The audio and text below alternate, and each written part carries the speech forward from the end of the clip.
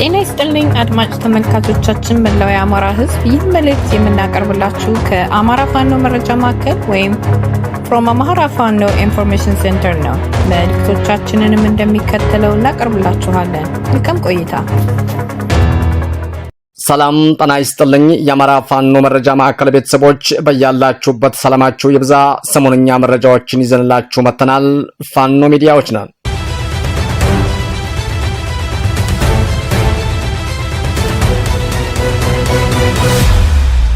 ከአማራ ፋኖ መረጃ ማዕከል የዕለቱን አንኳር የዜና ርዕሶችን በማስቀደም የዕለቱን ዜና እናሰማለን። ዕለተ ሰኞ ሐምሌ 6 2018 ዓ.ም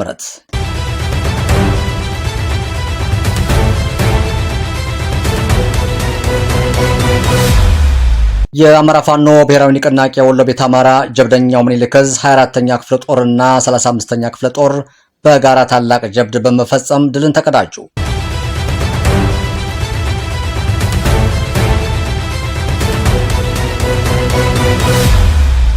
ከጋሸና ወደ ላሊበላ ሲንቀሳቀስ የነበረው ያገዛዙ ሰራዊት ባልጠበቀው መንገድም ዱብዳ ወረደበት።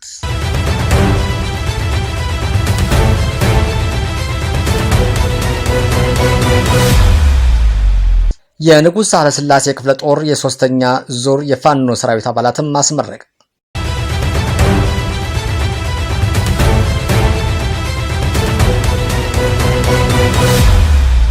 ውድ የአማራ ፋኖ መረጃ ማዕከል አድማጮቻችንና ተመልካቾቻችን የዕለቱን ዝርዝር ዜናዎች በሚከተለው መልኩ ስለሚቀርቡ እንድትከታተሉን እንጋብዛለን።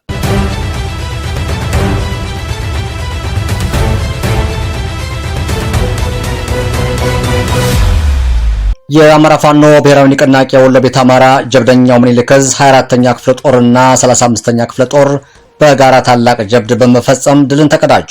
የአማራ ፋኖ ብሔራዊ ንቅናቄ ወሎ ቤት አማራ ምኒልክ ዕዝ 104ኛ ኮር 24ኛ ክፍለ ጦርና 101ኛ ኮርና 35ኛ ክፍለ ጦር ከወልዲያ ከመርሳ ከሳንቃ እንዲሁም ከእዜት ስርዓቱ በብዛት አግተልትሎ ወደ ደቡብ ወሎ ዞን አምባሰል ወረዳ በ015 ቀበሌ ልዩ ቦታው ወፋጮና ቋሮ ወደ ተባለ ቦታ ለ5 ቀን 2018 ዓ.ም ከጧቱ 2 ሰዓት ከ30 አካባቢ ሲንቀሳቀስ የነበረው ይህ የሥርዓቱ ወንበር ጠባቂ ጦር በተጠናና ውጤታማ በሆነ ደፈጣ በ35ኛ ክፍለ ጦርና በ24ኛ ክፍለ ጦር በር መጠበቂያ እየተባለ በሚጠራ ቦታ ላይ በመደምሰስ ድል ተጎናጽፏል።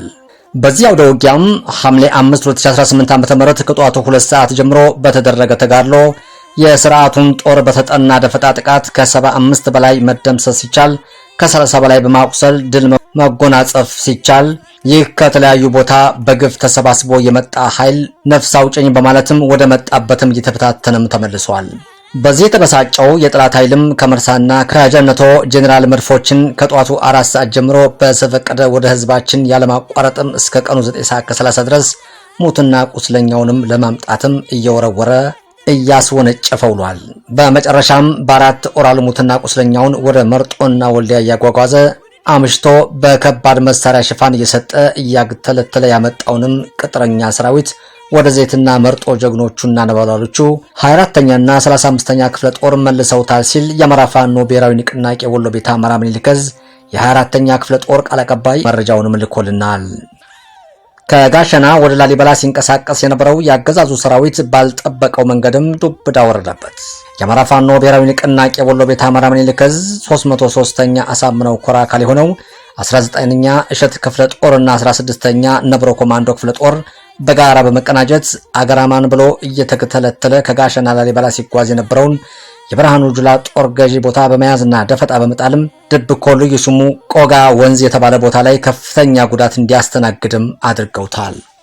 ውጊያው ከማለዳ 1 ሰዓት ከ30 እስከ ረፋዱ 4 ሰዓት የጁላ ጦር በደፈጣ ሲቀጠቀጥ የተዝረከረከና የተራረፈውን ቀሪውን ያገዛዙን ወታደር በጧቱ ዳግም እንዳይመለስም ወደ ተሸኙትና የውሃ ሽታ ሆነው የቀሩትንም ሰራዊት እየለቃቀመ ወደ መጣበትም ለመመለስም ዳግም ከቀኑ 7 ሰዓት ኃይሉን አጠናክሮ ቢንቀሳቀስም ከጀርባ በመከተል ሙትና ቁስለኛውንም እየጣለም እግራ አውጭኝ ብለውም መመለሱንም ተረጋግጠዋል። በተደረገው የደፈጣ ውጊያም 13 ያገዛዙ ወታደሮች እስከ ወዲያኛው ሲሸኙ ከ17 በላይ ቁስለኛውን እያንጠባጠበ ወደ መጣበትም ተመልሷል ሲል የ303ኛ ግዙፍ አሳምነው ኮር ምክትል ህዝብ ግንኙነት መረጃውን አድርሶናል። የንጉሥ ሳህለስላሴ ክፍለ ጦር የሶስተኛ ዙር የፋኖ ሰራዊት አባላትን ማስመረቅ።